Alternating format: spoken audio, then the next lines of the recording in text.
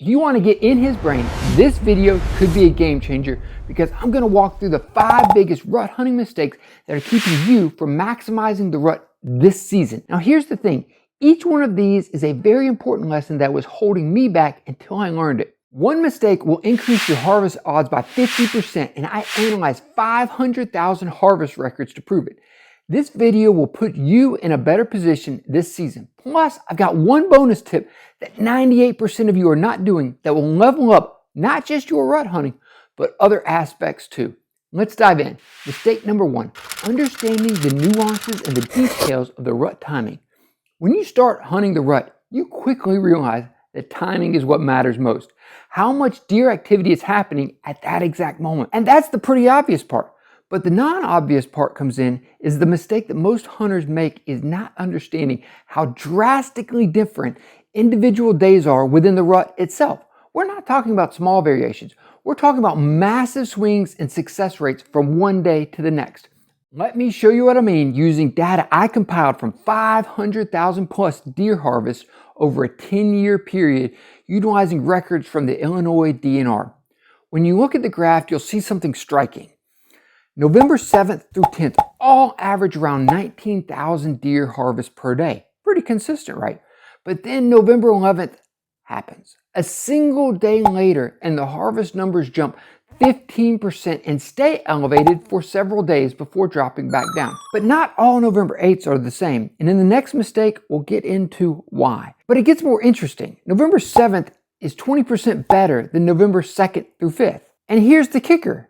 Just 1 week difference between November 5th and the 11th, a whopping 50% increase in deer activity. Think about that. The same location, same herd, same hunters, but the date alone increases your odds by 50%. Now this data is specific to Illinois, and if you live somewhere else, you'll need to adjust these exact dates for your location.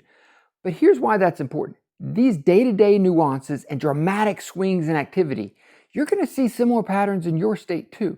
And understanding this timing is the key to optimizing your rutcation. And before you ask, there was a comprehensive study done on the moon phases and rut timing. That data shows no evidence that the full moon changes when the rut happens. This study was done using 1,600 plus deer over a 10-year period. It's far more predictable than most hunters think.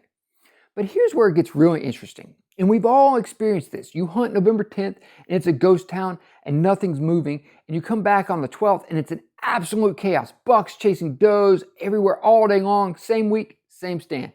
Completely different experience. So what's happening here?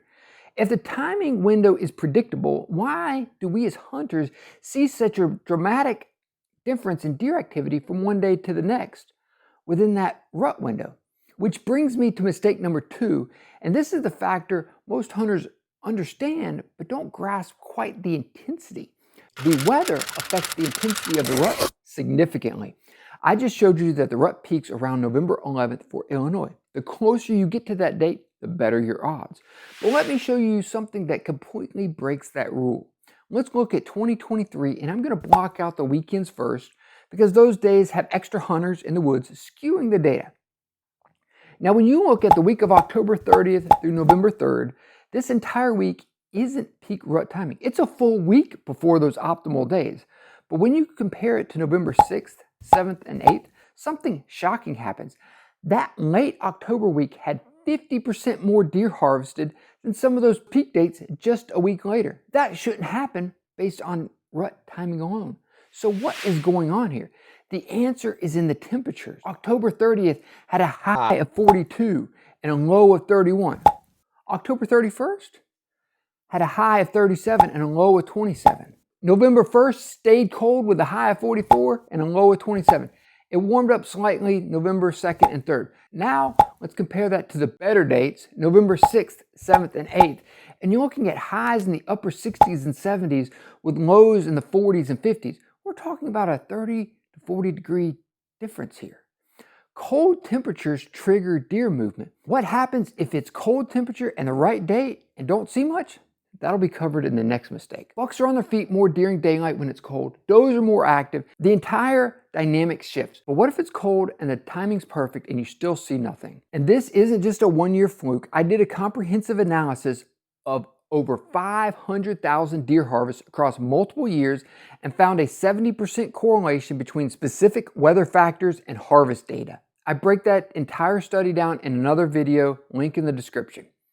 Here's the bottom line. The rut timing doesn't change. November 11th is still November 11th. But the intensity of the rut that we actually get to witness and capitalize on hunters, that changes dramatically based on weather. And we're not talking small differences here. We're talking 50% swings in your odds of success. Mistake number 3 is something most hunters have experienced but don't fully understand, and that's the lockdown phase of the rut. This typically hits hardest when the first wave of does come into estrus. When a doe enters heat, a buck will lock onto her and tend her relentlessly. They will not move more than a few hundred yards for over 24 hours. I've personally seen bucks locked in with this doe for over 36 hours. GPS data proves that. Nearly zero movement for an entire 24-hour period. Not browsing, not traveling, nothing. If you have historical trail camera data from your property, you'll see this pattern play out too. Right when you expect to see the peak movement during the rut, you'll notice a dip. And here's what makes that frustrating. You picked the perfect date. The weather just dropped, but you're sitting there all day seeing nothing.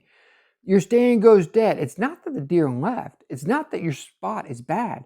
They're just locked down, out of sight. But here's the silver lining. Once he breeds her, everything changes. He's back on his feet, covering ground, searching even more aggressively for that next doe. And she will seek out another buck. Does are often bred by multiple bucks. About 25% of twin fawns have different fathers. That's how aggressive bucks and does are once that lockdown phase ends and the activity explodes. But here's what happens as she's moving through your property, looking for that next buck. And this is where mistake number 4 comes in. When a doe is in estrus and moving through looking for a buck, her scent lingers in the soil and on vegetation. We're talking several days here. That estrus scent stays active. Bucks will pick up that scent trail and follow it after she's already moved on. Buck after buck comes through an area investigating that same specific area. And now here's what makes this so valuable. That first buck tends her and stays locked down with her. That second and third buck, those are the ones showing up during shooting hours, cruising through your setup, looking for what they still think is there. So here's the critical tactical piece. When you identify a place where hot doe has passed through your area, you need to recognize the sign, multiple bucks on the same path going the same direction, or if your trail camera sees a hot doe working a scrape at night, that's often a really good sign.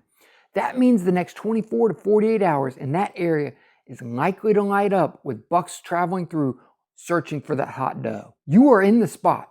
One hot doe passing through can create a multiple day window of consistent buck traffic. Most hunters make the critical mistake of sitting one day, seeing that one doe and bouncing to a new spot. When you do that, you're missing a majority of the action. You're leaving right before the show's about to stop. Lock in for multiple days.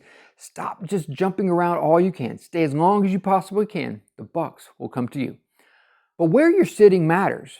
And understanding the absolute best place to sit is mistake number 5. Not understanding how magical the rut funnel is. And this is the biggest tactical game changer for actually killing big mature bucks during the rut. Now, a lot of hunters know about pinch points, terrain features that concentrate deer movement. But a rut funnel is different. It's not just any pinch point. It's a pinch point that lights up like crazy during the rut. And I'll show you how hot one can be. Here's what most hunters don't realize about how deer travel normally.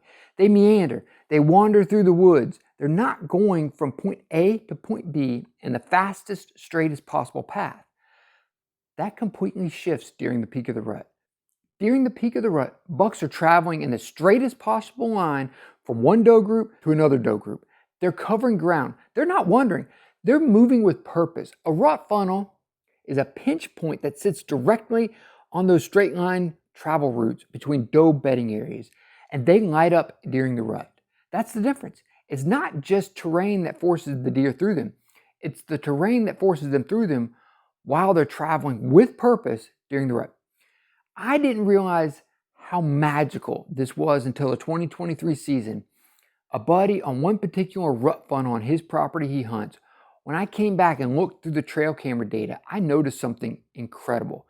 If you had sat any 2 given days at that funnel during the peak of the rut, you would have had a very nice buck come by in daylight. Not nocturnal, not maybe. This was proof that you would have had daylight movement. That's the power of the rut funnel. We're talking the chaos of the rut and concentrating it into a 20 to 40 yard lane where the bucks have to pass through. And because they're traveling straight lines between doe bedding areas, they're hitting those funnels during shooting hours. So here's the tactical application. Look at the funnels you already have on your property. Fallen trees blocking an area, a big ditch. These work as funnels year round. But during the peak of the rut, when these bucks start traveling in straight line between doe bedding areas, the ones that sit in those routes become magnets. Year after year, those same spots light up. Often they're subtle, not just saddles or inside corners, little terrain quirks that force a detour. Find which of your funnels sit between doe bedding areas and lock in those during the rut.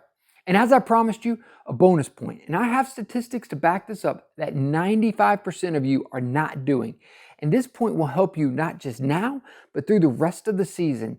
And that is for you to hit the subscribe button right now. I know, cheesy, but you're going to get detailed thermal drone insights, statistical analysis, and other deer data that most hunters will never see. If I hit 100,000 subscribers, my wife says I can quit my day job and do this full time. That means more thermal research, more deer psychology, more data help you get inside the brain of their deer.